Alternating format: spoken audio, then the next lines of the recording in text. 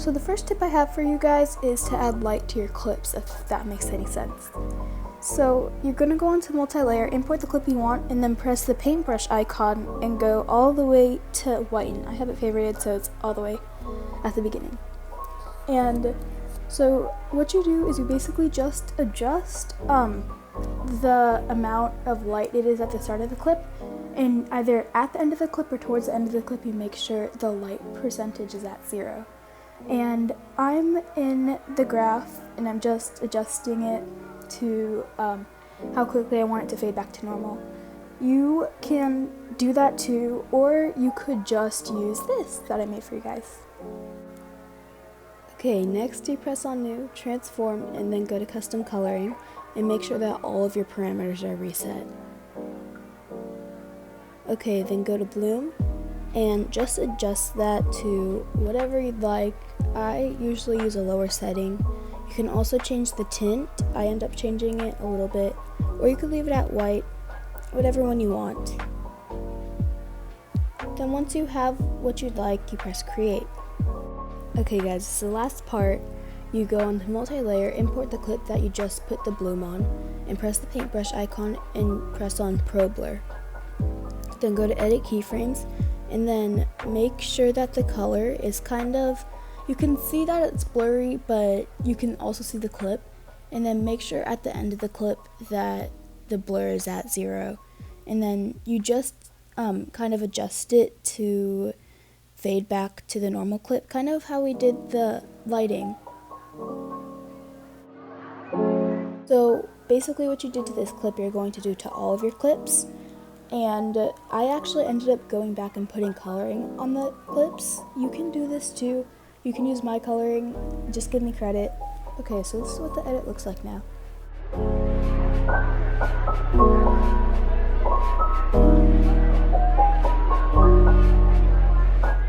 Okay, so my next clip is for edits that don't have a lot of motion and movement.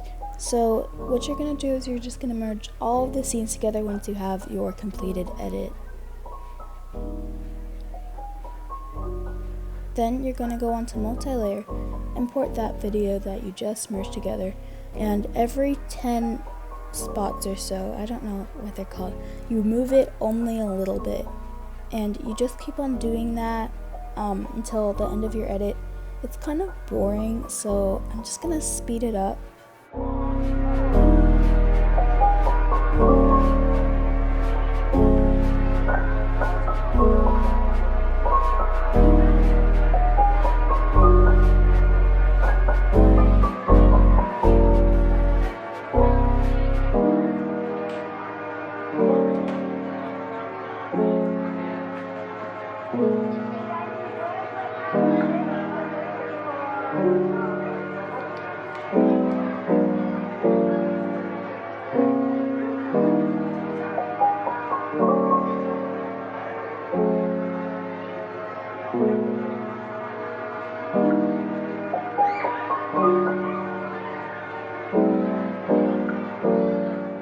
Alright, so once you're done with that, just add mirror and add tracking blur. Okay, so if you aren't satisfied with your edit, you can always press new, re-effect, and then press the plus button. Alright, then you can either search for rotate, or you might know where it is. Either way, you just scale it down to where there's barely any blue showing. Okay, so after you're done with that, you press new, multi-layer, and then import the clip that you just made. And then zoom it in a little bit so there won't be any blue showing.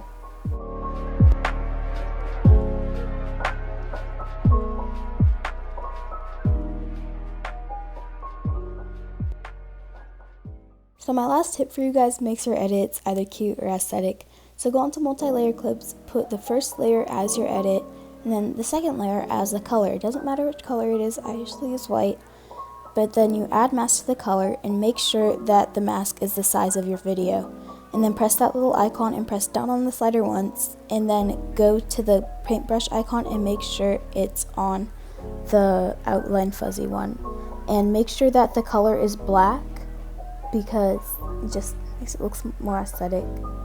You can also do the same thing with zaps. All you would have to do is, instead of putting color onto the second layer, you press zaps, go to zaps 2, and then go down to this, and make sure that you press on the one that's the size of your clip. And you can do all sorts of things with this. You can adjust the size, you can adjust the speed.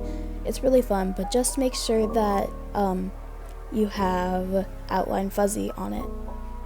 Hey guys, hopefully you found this video helpful. Make sure to like and subscribe for more content. I promise I'm working on an After Effects tutorial video. That should be out soon. So yeah, hit the subscribe button, turn on notifications for that video. Bye guys!